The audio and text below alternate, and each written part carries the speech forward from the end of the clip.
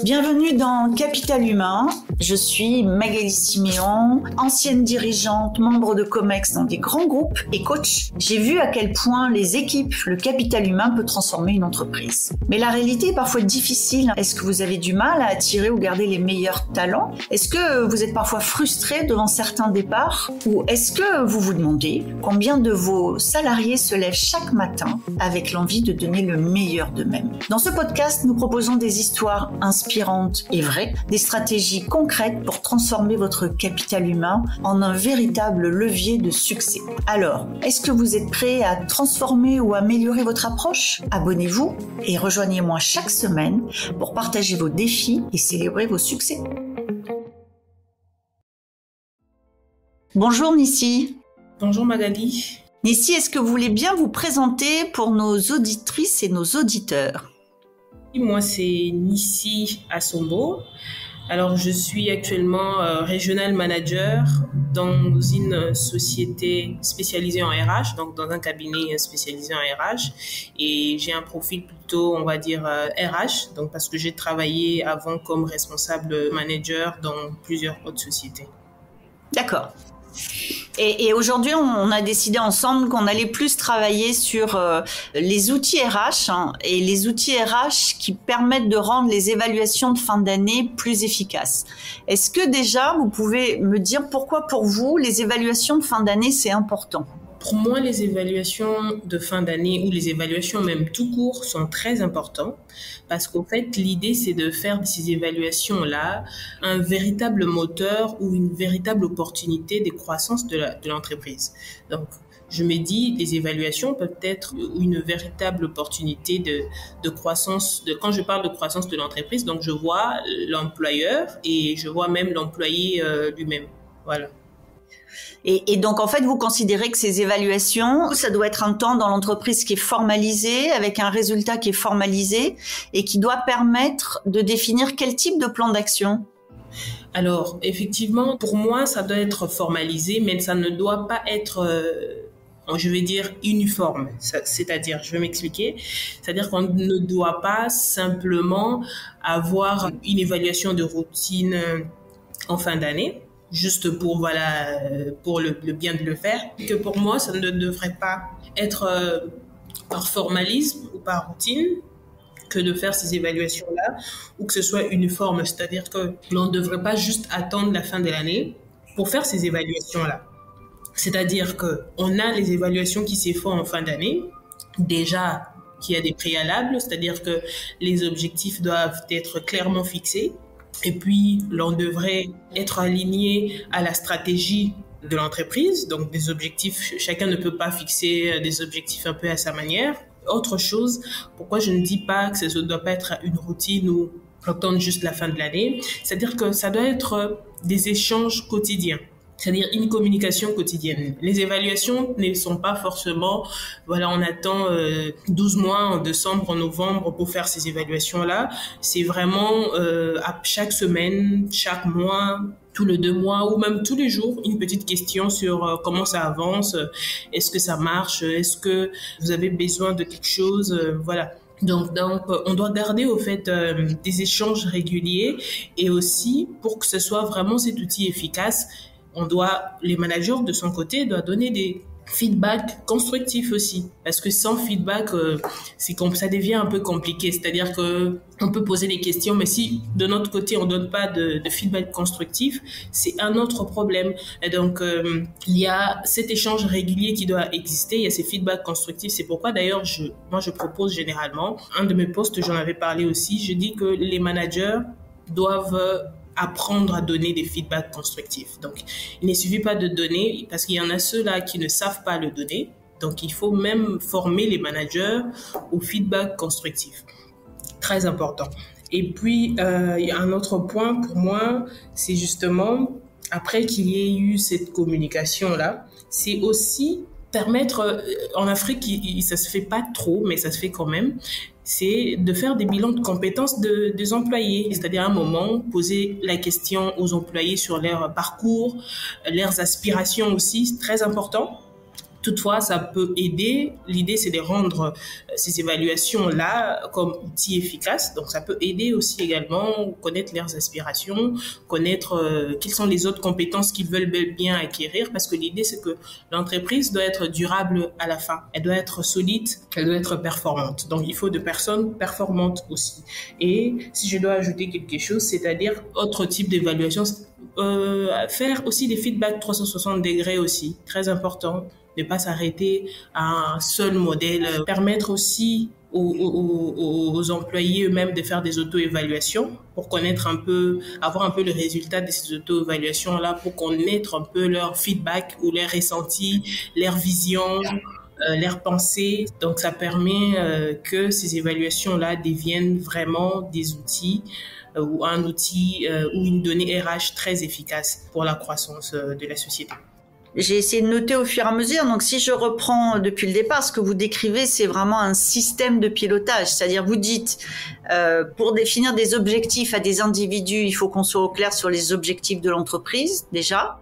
Ensuite, vous dites, il faut des managers qui aient été formés, parce qu'ils peuvent pas juste une fois par an dire, bon, bah voilà ce qu'il va falloir faire, mais il faut qu'ils aient été formés au feedback et que régulièrement ils reviennent à ces objectifs qui deviennent une feuille de route quasiment quotidienne dans ce que vous dites.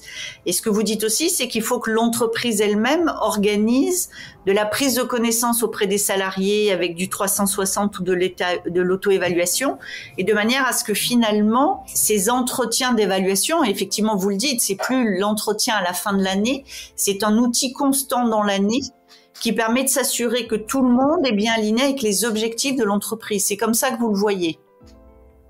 Effectivement, c'est comme ça que je le vois, parce que je me dis, comme le thème l'a dit, l'idée c'est que les évaluations deviennent une opportunité de croissance pour la société. C'est-à-dire que toute société, lorsqu'elle est créée, elle veut durer dans le temps. Et pour qu'elle dure dans le temps, elle doit être performante. Elle doit savoir résister à la concurrence. Elle doit savoir innover. Et donc, pour que la société soit performante, même si on a des machines performantes, on a besoin de l'humain, forcément. On parlera peut-être un autre jour de l'IA, mais là n'est pas la question. Donc, peu importe ce qu'on pourrait avoir, on a besoin de personnes performantes. Donc, pour moi, si on respecte un peu tout ce que vous avez retracé, ce que j'ai dit tantôt, on pourrait avoir une société durable et forte. Et donc, ça permettrait au RH justement d'avoir des data, donc des données importantes avec lesquelles il pourrait, donc le ressources humaines pourrait également faire peut-être un plan de développement de personnes. Donc, un plan de développement individuel de chaque personne pour dire que, OK, j'ai des données maintenant, cela va me permettre de faire un plan de développement, peut-être pour certaines personnes où on voit des couacs, qu'on a vu au fil des années, on a vu qu'il y a eu de couacs, qu'il y a eu de petits problèmes, il y a eu de soucis, et ça va permettre de faire des plans de développement individuels. Certains auront peut-être besoin juste d'être plus exposés. On va comprendre que non, il a juste besoin d'être plus exposé. D'autres auront besoin peut-être d'avoir juste du coaching. D'autres d'être vraiment formés, avoir de formation, etc. Que ce soit l'employeur, donc les managers et leurs subalternes. Donc, ça permettra d'avoir des données fiable et solide, mais aussi l'idée c'est rendre la société performante et durable dans le temps. Donc ça permettra aussi à la société de détecter ses talents, de savoir que voilà nos talents sur lesquels on peut compter dessus. Donc voilà les personnes très performantes, ce qu'on dit les high potential, donc les personnes à haut potentiel avec qui la société peut se dire ils peuvent assumer des postes plus stratégiques et puis voilà assurer la durabilité et la croissance de la société, mais également préparer leur succession. Donc vous voyez que cette donnée RH qui est évaluation peut être très transversale sur toute la durée même de la société. Et donc, si je dois ajouter rapidement quelque chose, donc elle vous permet également de primer les meilleurs, parce que l'environnement de travail, j'ai un peu lu sur vous, j'ai vu que vous êtes vous occupez un peu du bien-être dans l'environnement de travail, c'est une de vos spécialités. Donc je pense que lorsqu'on a ces données-là, ça nous permet de primer les meilleurs. La reconnaissance est très importante. C'est bien fait, bravo, et même donner des prix, ça rend, je pense, l'environnement encore plus agréable au travail. Et donc, parce que les employés qui ne se sentent pas reconnus, ils deviennent frustrés, et puis voilà. Donc, vous avez l'effet inverse. Vous n'avez pas la performance, vous avez la contre-performance. Et tout ça, il est tout dans une transparence. Voilà, il est tout dans une transparence et que les employés comprennent bien le process, donc ils savent qu'on le fait. Comment on le fait, quels sont les critères, quels sont les indicateurs utilisés pour le faire, on le fait comment, il n'y a rien de caché et donc ils vont carrément comprendre. Celui qui a réussi saura que effectivement j'ai réussi parce que voilà les critères, voilà les indicateurs, et les personnes qui ne vont pas réussir aussi le sauront. Donc voilà. Et alors, dans ce système-là, quand moi, imaginons, donc je suis DRH, j'arrive dans une entreprise, j'ai carte blanche et je dois demander à mon patron l'ensemble des outils qui me semblent être nécessaires pour un processus d'évaluation continue. Qu'est-ce que je demande comme outil? C'est finalement, si on fait une lettre au Père Noël, le DRH qui veut pouvoir faire ce que vous décrivez, qui est pour moi la bonne façon de manager des équipes, de quoi il doit disposer comme outil en tant que DRH pour être capable de décliner tout ça dans l'entreprise? Alors, comme outil, déjà, il est très important pour une société, actuellement, on est en 2024, d'avoir ce qu'on appelle les systèmes d'informatique de gestion de ressources humaines. Donc, il faut déjà que la société ait ce genre de système de gestion informatisé des ressources humaines. Donc, il y a plusieurs, je ne vais pas faire la publicité, je ne vais pas citer les noms, mais il y a plusieurs systèmes comme ça qu'on peut utiliser pour rendre ces évaluations-là plus efficaces et plus, on va dire, plus transparent, d'avoir un format plus clair, plus transparent, etc. Une autre chose, ça c'est la principale d'ailleurs pour faire ces évaluations-là, mais autre chose, c'est-à-dire il doit fixer des indicateurs clairs. Même à ses pairs, d'autres managers, on doit avoir des indicateurs clairs sur lesquels on se base. C'est-à-dire que au départ, déjà, on a des objectifs qui sont SMART, c'est-à-dire que on n'a pas à mettre de la subjectivité à l'intérieur.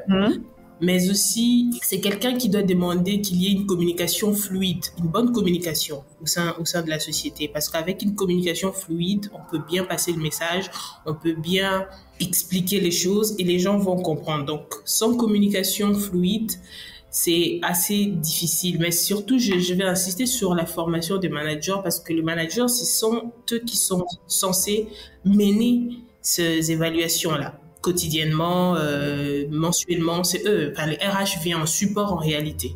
Et donc, moi je dis toujours que le manager, c'est le premier RH de la personne. Il y a des employés qui quittent même la société à cause des managers. Dis-moi, mon manager, voilà, je n'en peux plus, etc., etc. Donc, il est important pour ces managers-là d'être bien formés. Il doit bien former ses pairs, bien communiquer avec ses pairs. Et donc, je pense que cela permettrait je pense que c'est ce qu'il peut demander pour bien mener à bien ces processus d'évaluation. Donc, avoir aussi de son côté des indicateurs bien clairs, des SLA même avec les départements, des indicateurs clairs qu'ils devraient suivre pour pouvoir mener à bien ces évaluations, comme vous l'avez dit, qui sont constantes, qui ne sont pas qu'en fin d'année, mais c'est vraiment des évaluations au fil de l'année. Mais quand vous parlez de formation pour les managers, qu'est-ce que vous mettriez en priorité dans le catalogue de formation? Alors, qu'est-ce que je mettrai en priorité dans le catalogue? Je vais citer quelques-uns de formation. Donc, je vais commencer par le leadership, très important pour un manager. Je pense qu'il est important pour un manager d'avoir le sens du leadership. Et en second lieu, je vais parler de la gestion d'équipe. La gestion d'équipe également est très importante pour un manager. Donc, s'il ne sait pas gérer son équipe, ce serait quelque chose de compliqué. Mais en troisième position aussi, moi, je parlerai de l'écoute active. Donc, c'est-à-dire que c'est quelqu'un qui sait écouter et qui sait donner aussi les feedbacks. Donc, il y a l'écoute active et puis il y a la notion de comment donner un feedback constructif. Parce qu'il y a des managers, la façon dont ils vous donnent les feedbacks, ça vous détruit totalement. Vous vous dites que voilà, je sers à rien. Donc, voilà, je suis nulle tellement que voilà, je sers à rien. Donc, je donnerai les 4. Donc, il y a le leadership, il y a la gestion d'équipe, il y a l'écoute active et puis il y a donner un feedback constructif. Comment donner un feedback constructif. Et en matière d'outils d'entretien, c'est-à-dire pour que ces entretiens deviennent des data pour le DRH, ça veut dire que c'est dans le SIRH qu'on va saisir les entretiens. Où est-ce que je saisis mes résultats? Dans le SIRH pour que le DRH puisse tout voir après? Oui, je préfère le SIRH parce que c'est plus là où moins personne ne change. Dès que tu changes, on sait qui a touché quoi, qui a fait quoi. On connaît les données de chacun. Donc, si j'ai écrit A plus B, on voit que Nissi a écrit A plus B, Magali a écrit Y plus Z et le RH vient, il voit, tout est tracé. Et donc, je préfère que ce soit dans un SIRH qui est transparent, qui est bien plus, une église au milieu du village qu'un des documents qui seront envoyés peut-être par mail, je sais pas. Dans un de vos posts LinkedIn, et ça permettra de conclure sur ce sujet des évaluations, dans un de vos posts LinkedIn, vous avez écrit que finalement, si on veut avoir de l'argent dans un budget, il faut avoir des projets et que c'est dans ce sens-là que ça fonctionne et c'est pas dans l'autre sens. Est-ce que ça veut dire que, par exemple, pour vous, dans une entreprise, un DRH doit être capable de monter un projet professionnalisation des évaluations et alors demander le budget qui va avec et en étant capable justement de montrer les objectifs qu'il poursuit, et entre autres de durabilité de l'entreprise dont vous avez parlé. Et donc finalement, ça devient un projet à part entière qui nécessite un budget. Ça se fait pas tout seul. Effectivement. Moi, je pense que les projets attirent l'argent. En fait, parce que souvent les gens, avant de faire le projet, ils voient d'abord l'argent. On n'a pas l'argent. On va faire ça avec quels moyens? Il n'y a pas assez de moyens. Je pense que un projet bien établi, un projet bien fait, peut attirer de l'argent. Donc, si vous montrez à votre management, au top management, que voilà ce qu'on veut faire, voilà les objectifs. Nous rentrons encore sur la fixation des objectifs clairs. Voilà les objectifs clairs que nous voulons atteindre. Voilà notre but. Voilà ce qu'on veut faire. Je pense forcément vous montrer le bien fondé ou la raison même d'être de votre projet. Et si elle est claire, si elle peut permettre à la société d'avancer, je ne pense pas que votre top management va refuser de financer ou bien de donner un budget, de mettre le budget pour ce projet-là. Tout est dans les objectifs poursuivis. Tout est à l'intérieur. Donc, bien faire un projet bien clair avec des actions bien ficelées, bien présentées et montrer un peu le bien fondé de ce projet-là. Forcément, le projet, vous le défendez aussi bien, forcément que vous aurez un budget qui peut vous aider à réaliser ce projet-là. Donc, pour moi, je pense que, je vais dire, le projet précède le budget. Où le projet attire, si vous voulez, le budget. Et donc, faites un bon projet. Mais je suis d'accord avec vous.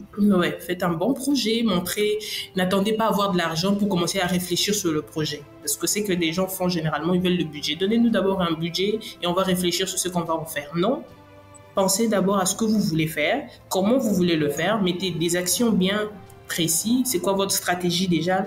Et c'est quoi les actions que vous allez mettre en place sur base de votre stratégie. Et ensuite, présentez-le et les budgets vont venir. Donc, voilà. Donc, pour moi, et même c'est dans tout, je dis que le projet attire les budgets. Eh bien, merci beaucoup, Nissi. Ça sera le mot de la fin et je partage ce mot de la fin. Merci. Merci beaucoup, Magali. Merci d'avoir été avec nous aujourd'hui. Si vous avez aimé cet épisode, pensez à le partager avec vos collègues ou avec d'autres dirigeants et à nous laisser une petite note. Ça fait toujours plaisir et ça nous aide beaucoup. Vous souhaitez en savoir plus? Abonnez-vous pour rester avec nous et sentez-vous libre de nous faire part de vos réflexions en commentaire. J'adore ça. Et si vous avez envie de partager votre histoire ou vos expériences, n'hésitez pas à me contacter sur mon site Lily facilite la vie info. À bientôt dans Capital Humain, le podcast pour que les salariés soient heureux et productifs.